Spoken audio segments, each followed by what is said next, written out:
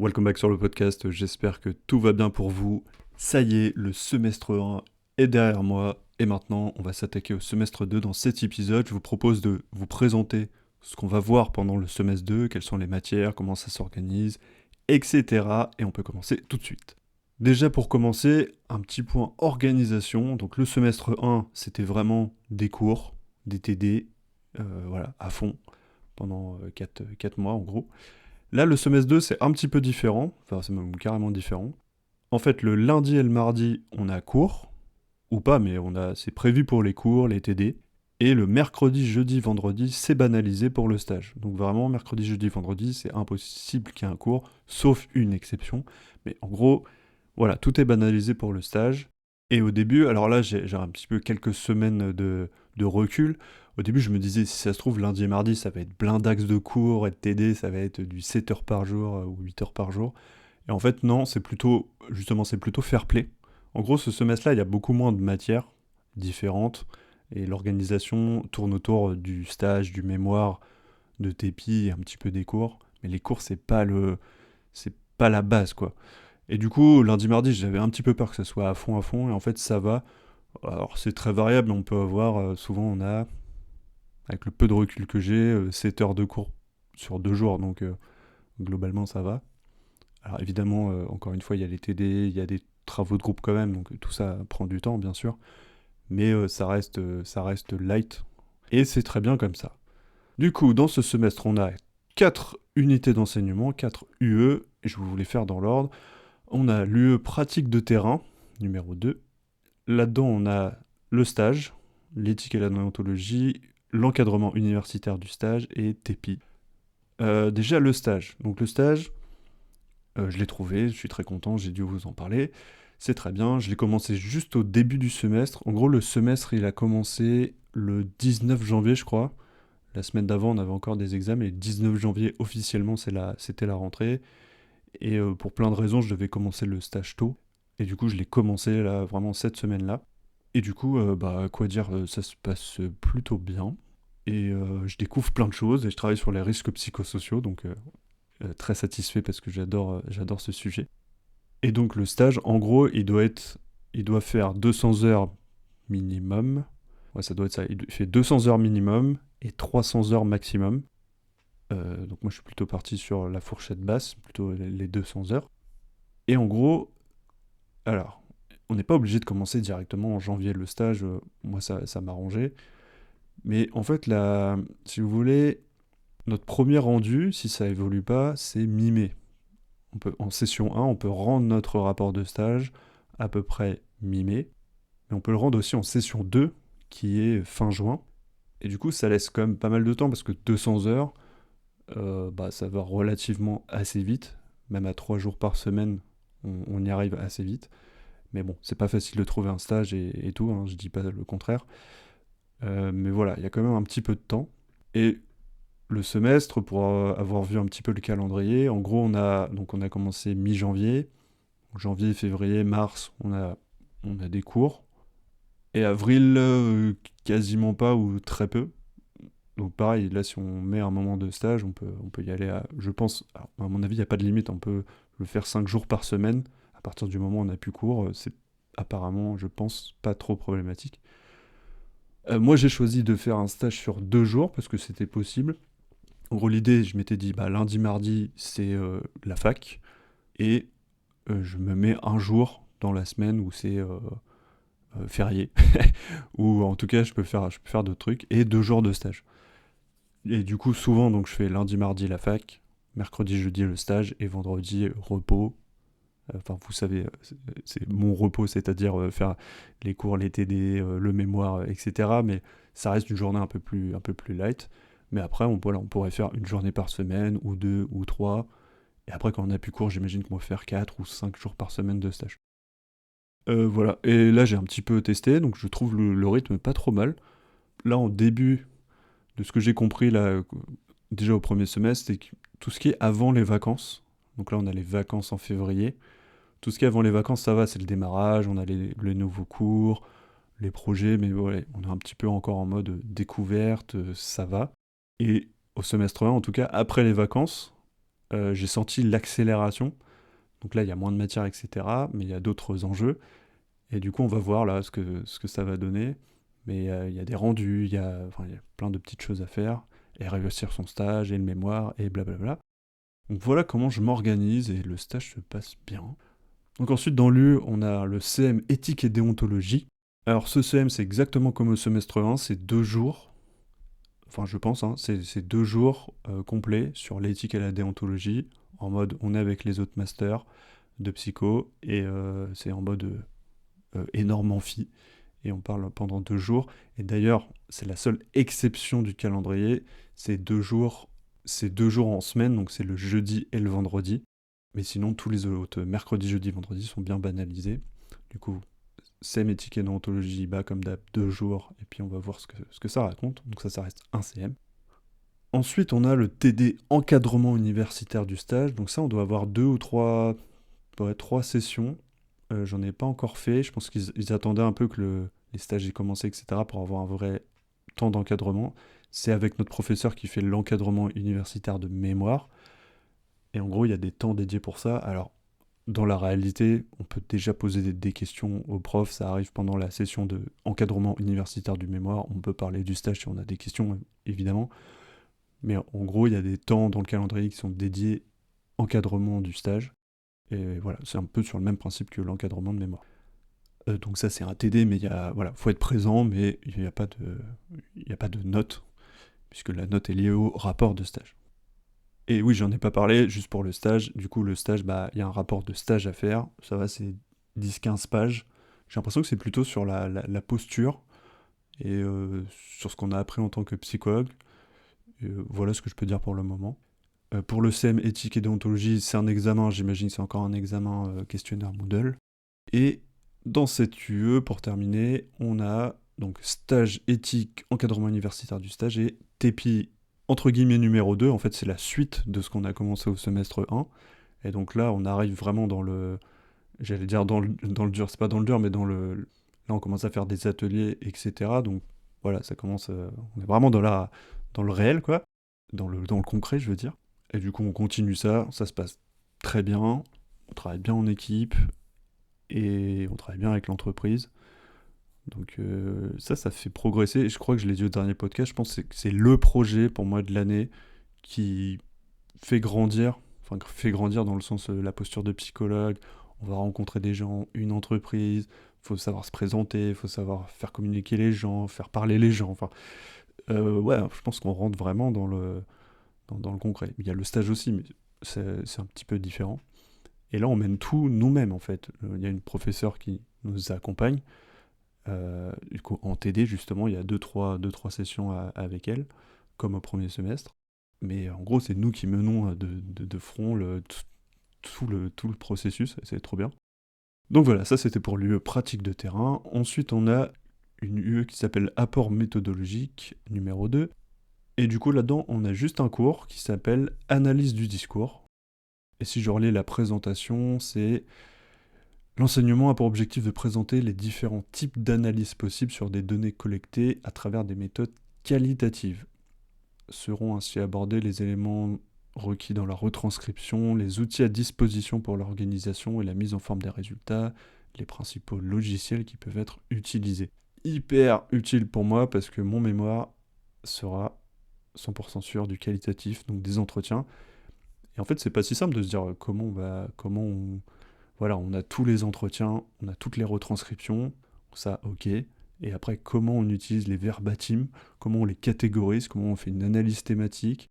J'ai vaguement une idée, mais en vrai, ça reste assez flou. Et là, on avance petit à petit sur ce cours. Moi, j'aime beaucoup. Et même au-delà du mémoire, en fait, ça sert de analyser le discours, parce que je rappelle qu'on va devenir psychologue, du coup, très utile d'analyser le discours des gens. Mais voilà, là, c'est plutôt de l'analyse en mode recherche. Donc ça, c'est une UE à part. Et d'ailleurs, le rendu, c'est un travail de groupe. On est 4, on a un corpus d'entretien, enfin de retranscription. Et du coup, il va falloir faire une analyse thématique, en gros, et répondre à une problématique. Troisième UE pratique de recherche numéro 2. Ouais, là, c'est la suite, c'est le TD du mémoire de recherche et l'encadrement universitaire du mémoire. Donc encadrement toujours avec la professeure qui nous accompagne. J'aime beaucoup parce que ça permet justement, encadrement, ça permet vraiment de cadrer. On se dit ok, on est à cette étape-là, bah là ça serait bien que là vous ayez fait vos outils, que vous ayez fait votre guide, que machin.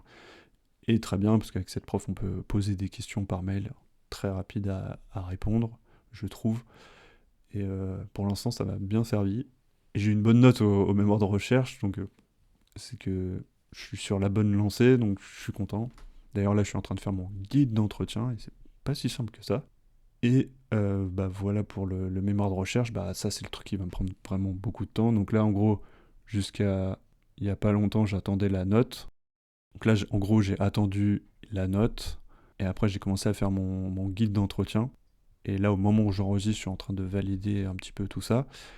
Et après, bah, en gros l'idée c'est que mars c'est les entretiens, et avril c'est retranscription, analyse en tout cas.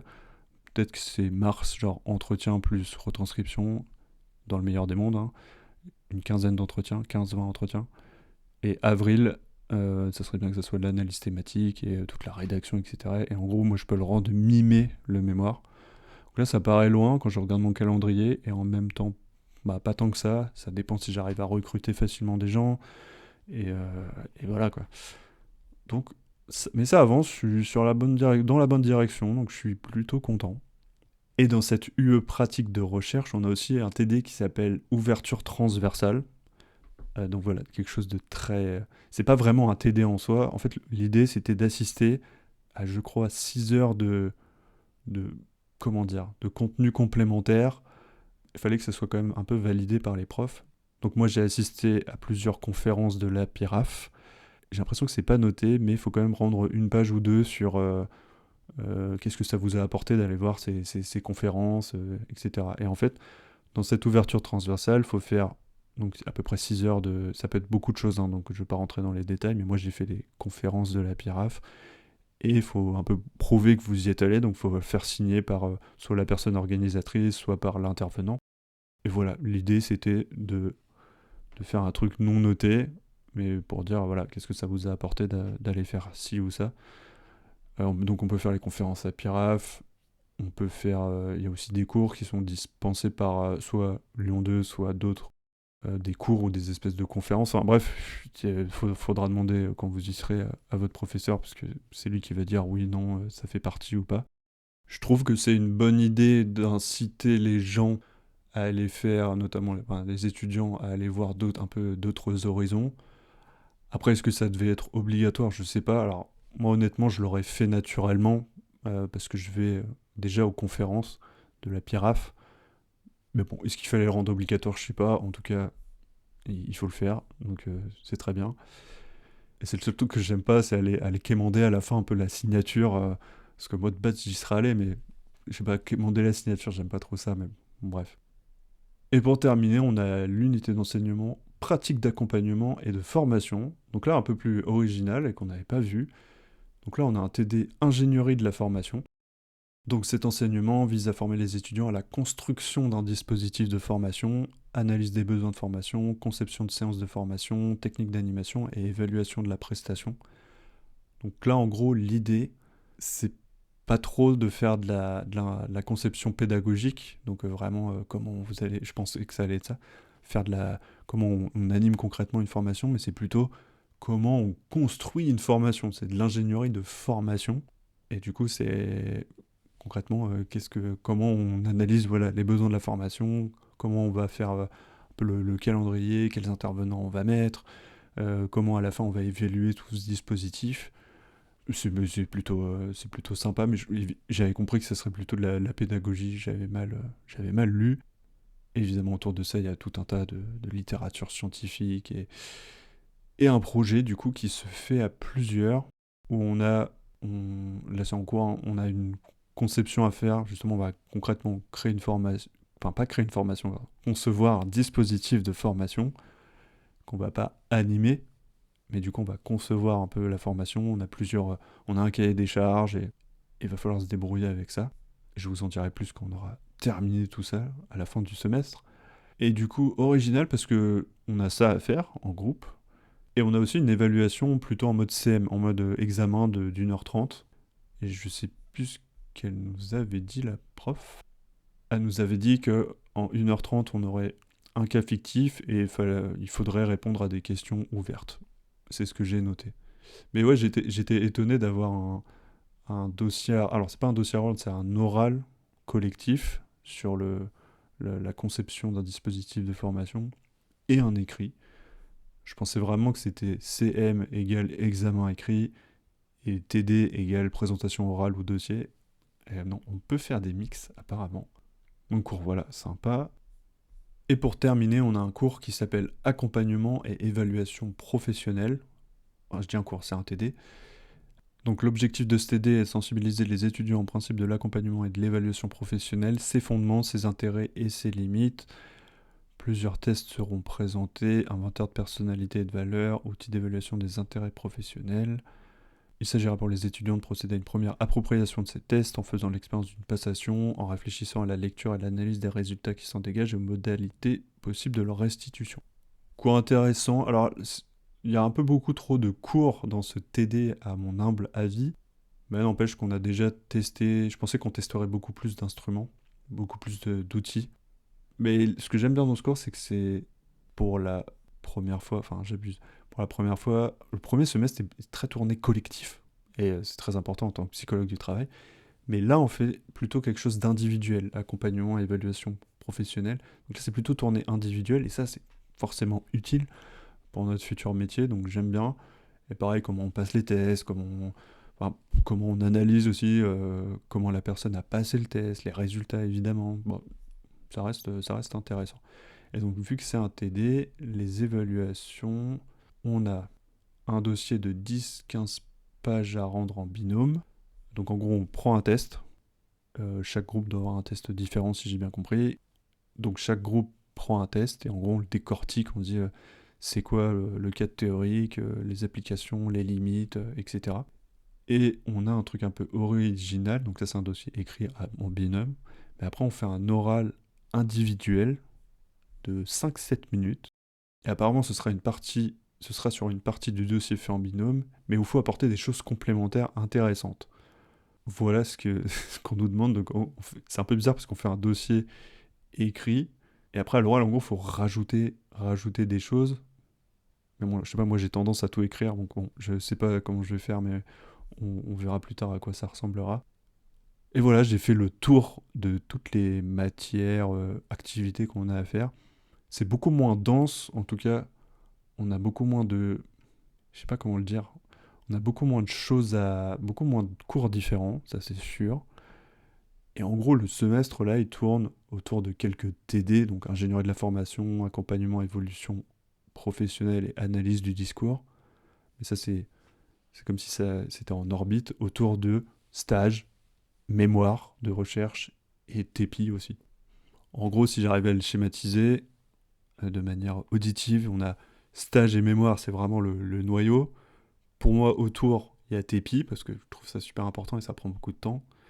Et après, il y a un peu analyse du discours, ingénierie de la formation, éthique éthique et déontologie, accompagnement et évaluation professionnelle.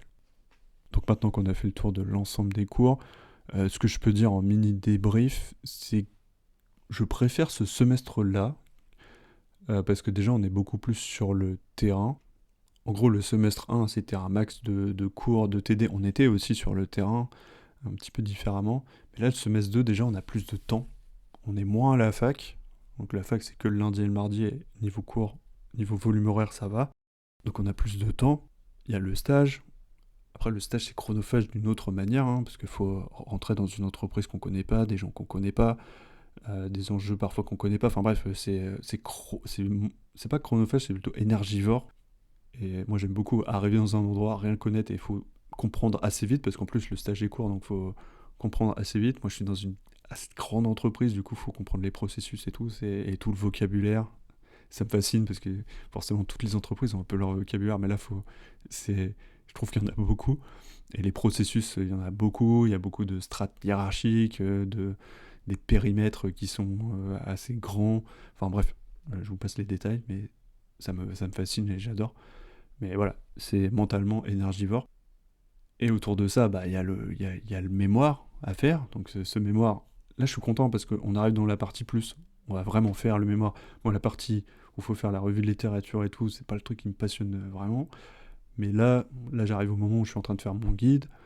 Et après, une fois que je suis lancé, le guide est validé. Pour moi, c'est en mode, allez, on recrute, on fait les entretiens. Ça, c'est sympa. Parce que justement, c'est là où on rencontre les gens. On se dit, ah tiens, est-ce que nos hypothèses sont bonnes? Enfin bref. Après, il y a toute aussi l'analyse. Alors là, l'analyse, je suis un petit peu moins. Je sais pas encore trop comment ça se passe. Et à mon avis, c'est très chronophage pour le coup, l'analyse thématique. Parce qu'il faut imaginer 15-20 entretiens, ça fait 20 heures, allez, on va dire 20 heures de retranscription. Et après, il faut arriver à catégoriser. Enfin, je pense. Je vous en donnerai des nouvelles quand je l'aurai fait, mais à mon avis, c'est long. Mais je suis content, on approche de la partie très pratique du mémoire. Et Tepi, là, on est vraiment dans le. Ça y est, on a passé beaucoup de temps à analyser la demande, à faire des entretiens exploratoires, à faire des réunions, machin. Mais là, on fait des ateliers. Donc là, c'est nous qui menons la danse, entre guillemets. Et c'est plutôt. On l'a pas encore fait au moment où j'enregistre. Du coup, j'ai hâte de faire ça. Et on verra à la fin tous. Est-ce que voilà, notre intervention aura servi? Parce que tout l'enjeu est là. Nous, on n'est pas là pour juste arriver avec notre science. Et le but, c'est de comprendre la demande, comprendre le besoin, et concrètement qu'il y ait une amélioration. Alors, pas forcément au moment où on part, mais en tout cas qui est prévu, qui est planifié, où il y a des préconisations, etc. Donc voilà, je vais pas être plus long. Ce semestre s'annonce plutôt bien. Plutôt de l'énergie pour ce semestre. Et juste comme je le disais la dernière fois, c'est vrai qu'on arrive à. Là, j'ai fait 70% du parcours pour devenir psychologue. Il reste 3 semestres. Et j'ai senti à un moment un peu de fatigue après le semestre 1, après les résultats, tout ça. Et on va voir comment ça évolue là au cours de semestre. Je suis pas devant. Je sens que ce semestre-là est plus. J'allais dire light, c'est pas vraiment le mot. Mais en fait, c'est vraiment différent. L'organisation me convient mieux, en tout cas, elle laisse plus respirer, plus d'espace mental. Et en même temps, il faut quand même faire des trucs beaucoup plus lourds. Donc, on verra, je vous dirai ça à la fin du semestre, hein, concrètement, comment mon niveau d'énergie a évolué. Mais en tout cas, je suis toujours très content d'être dans ce master. Et ça avance bien, ça avance fort. Et c'est très appréciable. Voilà, j'espère que cet épisode vous aura plu. N'hésitez pas, si vous connaissez des gens qui veulent devenir psychologue du travail, qui veulent faire Lyon 2, à partager ce podcast. Voilà, ça m'aide beaucoup à le faire connaître et ça peut aider des gens justement qui se questionnent sur soit l'IED, soit Lyon 2. Comment ça se passe concrètement? Et en plus là c'est la période de mon master. Donc voilà, cet épisode est terminé. Je vous donne donc rendez-vous au futur épisode et vous dis à bientôt.